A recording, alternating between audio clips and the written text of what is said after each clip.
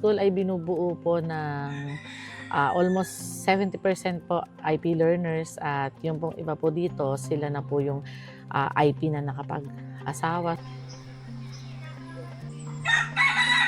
Ito pong school ay na-establish po, hindi po ako nagkakamali, almost 12 years na po siya dito sa Sitio.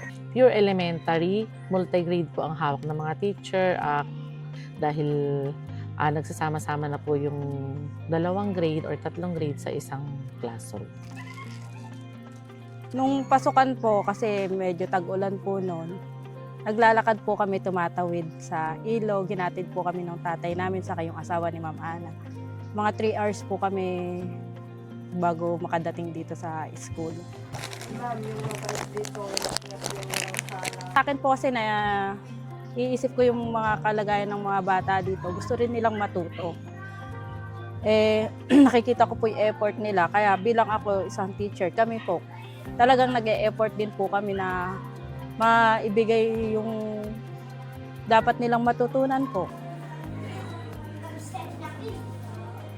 Paano ka ulit nagpupunta dito? Naglalakad po. Naglalakad ka. Ano yung pinakamahirap na pag pupunta ka dito? Yung pagbaha. Pagbaha? Ay, binabaha kayo dito kapag may kasunod. Yun nga pong tibag na yan, dati po may hagdan mo dyan, makawan mo yan, gawa lang ngayon ng baha. Bakit pulis? Para po makatulong sa kapwa. Gusto mo yung manguhuli ka ng mga krimen? Ganun. Ano pang gusto mong gawin kapag nagpulis ka na?